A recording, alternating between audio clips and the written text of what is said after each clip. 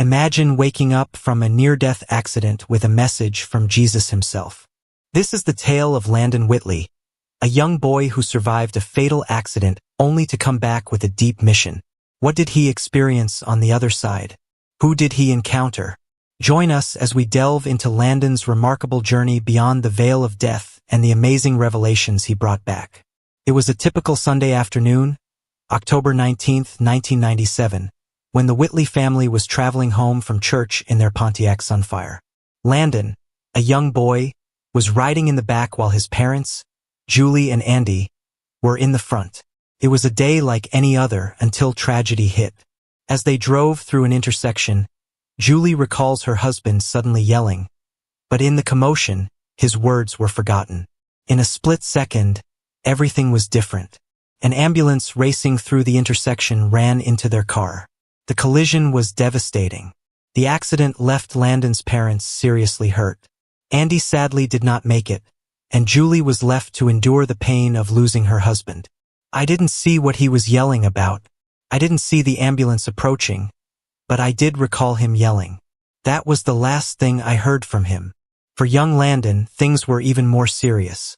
Following the crash, it took them a while to find him in the wreckage, and since they did, he wasn't breathing.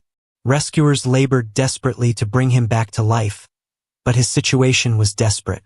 He was airlifted to a nearby hospital in a hurry. Landon's battle for survival was not yet over. On that day, he died twice, once at the accident site and once during the journey to the hospital.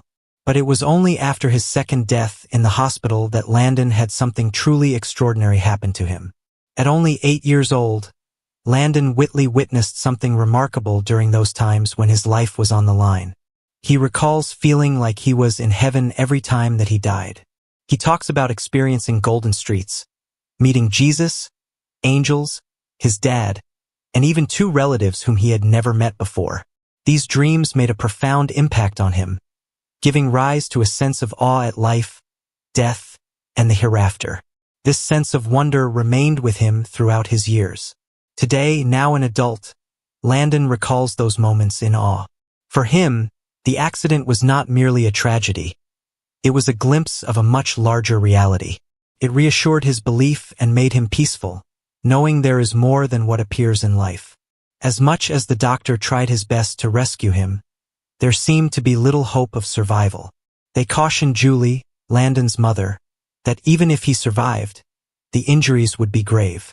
They told me that if he made it, which didn't look like it, that he would still be like an 8-year-old child, Julie remembered. He would not be able to walk, speak, or even eat normally because of brain damage. But I was willing to accept that. He was all I had. Julie's devotion to her son never faltered. Despite such horrendous news, she was prepared to do whatever it would take to keep Landon alive, no matter if it meant keeping him alive in a critically compromised condition. During those black times, Julie's will was unbreakable. She was willing to battle for her son regardless of the obstacles that came her way. To her, having Landon around her life, whatever the conditions, was all that counted. As Landon battled for his life, Julie endured the harsh reality of leaving her husband behind. At his burial, she struggled with anger and bewilderment toward God. I was so angry, shattered, and sitting at the funeral, I was cursing God. I had no idea why this was happening, she said. I couldn't comprehend why he didn't provide us with protection through angels. But with the very same breath, she prayed more fervently than ever before for Landon to live. Although she may never know for certain why her husband died and why her son lived so miraculously, she holds fast to what she believes. That faith and love can get us through even the most difficult times. Having sustained a severe head wound and been kept alive by machines, Landon awoke 2 weeks after the accident. Julie credits her prayers.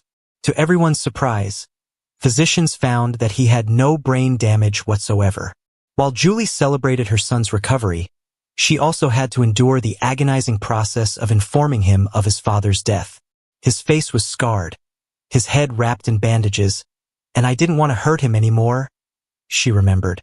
Julie had to reconcile her relief that Landon had survived unscathed of brain damage with the agony of informing him he had lost his father. In that trying moment, Julie's love and motherly strength stood out with empathy. She inquired of Landon, "Do you know where your dad is?" Landon answered, "Yes, I know where he is. I saw him in heaven." But Landon's encounters did not end there. He also informed his mother that he had noticed other familiar faces in heaven. Family members, friends who had died, and even brothers and sisters he never knew. He gazed at me and said, "Oh, Mom, by the way, I forgot to mention it. I saw your other 2 children. I was amazed because I had 2 miscarriages prior to Landon being born, and we never shared the information with him," Julie explained. "I knew they were my brothers even though nobody ever informed me about them," said Landon. "You just know in heaven. You know who everybody is." Landon had a different experience each time he met with death. With the 3rd time, he met Jesus and heard a message that changed his life. "Jesus appeared to me and instructed me that I have to return to earth, be a good Christian, and preach to people about him," Landon reported. "I wish for people to understand that Jesus exists. There is a heaven. There are angels. And to abide by his word and the Bible. Life does get better in the end." With that directive, Landon and his mother set about fulfilling their charge to share their experience, providing hope to the bereaved. Landon stressed that he was doing it for Jesus, assuring of the existence of Jesus, heaven, and angels. Having lived through seeing Jesus, he understood his purpose, and he was committed to achieving it. Looking back at the experience, Julie realized how her knowledge of faith had expanded. While she previously questioned why God did not send an angel to defend them, she now knows angels were there the entire time, directing them through God's will. Instead of being mired in loss or anger, Julie employs their experience to remind others to remain grounded in faith, even during times of loss. "It's a tremendous blessing that I get to see my child share with others about Jesus," she said. "He's always willing to remind people that heaven is real, because he's been there." Although Landon lived, he sustained severe injuries and now has 23 metal plates in his head, a nose rebuilt from part of his skull, and lost the use of one eye. He leads a largely normal life today. His survival is miraculous. Landon's tale is a testament to the strength of the human spirit. In spite of the tragedies he has suffered and the physical limitations he lives with, he still lives life to the fullest. His journey is one of courage, strength, and the strength of love to overcome even the most adverse situations. We feel that God is giving Christians everywhere a message regarding the coming of Jesus Christ. If you are serious about your faith, concentrate on living a righteous life. Spend some time praying for the lost souls and witnessing as often as possible. The Bible teaches us how to live and share the good news. It's all there. Thank you all for following us this long. We hope you enjoyed watching, and we'll catch you guys in the next video.